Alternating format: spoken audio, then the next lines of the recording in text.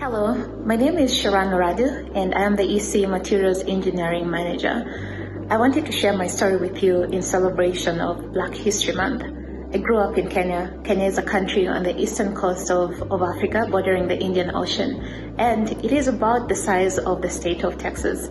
Growing up in Kenya, I have 4 siblings and we had so much fun. But I was exposed to science and math earlier on in life, having older siblings and all. And I think science just made sense because there were so many good examples of the effectiveness of science in nature, in our day-to-day life, and also in just like the products we're using at home to make work more effective. And so science was very relatable and it just made sense. Mathematics, on the other hand, was inspired by my sister Toto. Toto loved math and she got such a thrill out of solving mathematical problems. And I think it was just the idea of taking a complex situation, breaking it down, and then coming to a solution through the mathematical process. And so she really enjoyed that problem solving aspect. And so I just wanted to have as much fun as Toto was having. And so I was like, I'm gonna get mathematically minded as well.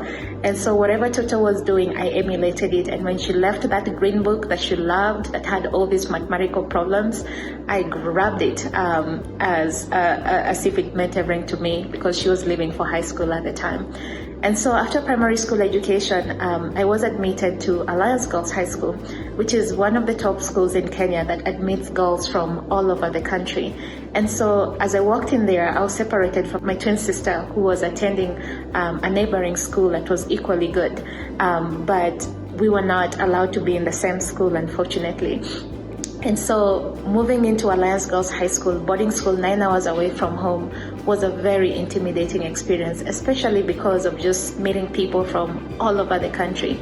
Kenya has 50 ethnic groups, and there was at least somebody from one of those ethnic groups in our school, and also people that had grown in the cities, some just different life experiences. It was very intimidating initially, but as I opened up to that experience, it became one of the richest academic experiences that I still cherish until today. It was also while at Alliance Girls High School that I was exposed to study abroad. I was selected to attend an exchange program when I was in my 3rd year of high school, and I went to the UK for 3 weeks. While I was there, I got to visit Oxford University, and while walking in those campuses, there was just something in me that was sparked that I really desired to be in a higher education setting with people from all over the world. So when I came back from the trip, I let my teachers know that that was my desire, and if there was any way to help me or support me or give me advice on how to get there. Luckily for me, on my 3rd year of high school, Dr. Susan Boyle came to visit our school, and she had initiated a scholarship program for women in East Africa to study in universities in the US.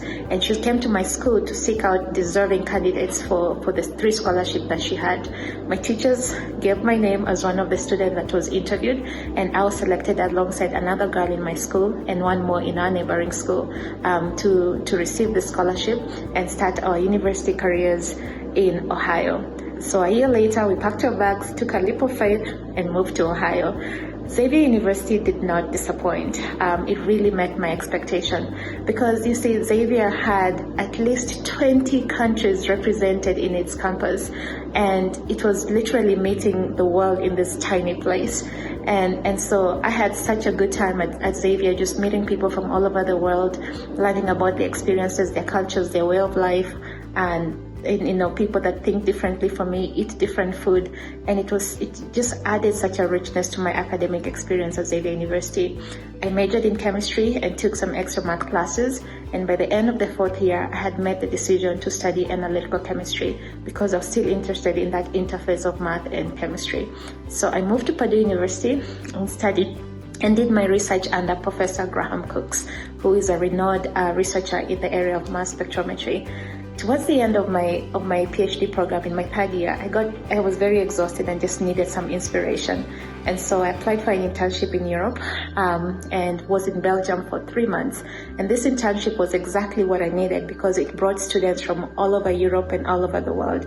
And I got to learn about some European countries that I'd never even heard about. And so it just added to that richness of of just excitement in life, of learning from other people that, come from different walks of life. And so at the end of the internship, I came back to Purdue and I was able to publish and finish my Ph.D. on my 5th year at Purdue. And then it was time to do something different. And so I chose the path to go to Intel Corporation after receiving different offers. And Intel was mainly because it was something different. It was going to offer me another perspective of problem solving that maybe I hadn't really, experienced in my PhD program. And so I took another leap of faith, moved to Oregon, and started my career there as a process engineer. It was while there that I think I just got there, I got to acknowledge that I was more interested in the quality aspect of the chemicals we're using other than the mechanical aspect of the systems we were managing. And so I started looking for ways to kind of move into the career of quality. And CMC gave me a chance. And so 4.5 years ago, I started here as a technical sourcing manager for chemicals. And in that role, I was able to grow in different skill sets that I was not utilizing before, and also just to grow as a profession in problem solving. And as I continue my career here at CMC, I've had very, very good support and very good mentorship. And so I'm very thankful for the experiences that I've had here. And it's honestly one of the best decisions that I've made. As we celebrate Black History Month and I look through my life and the exposure that I've had, I'd just like to encourage you to embrace diversity of thought, diversity of cultures, diversity in every shape or form.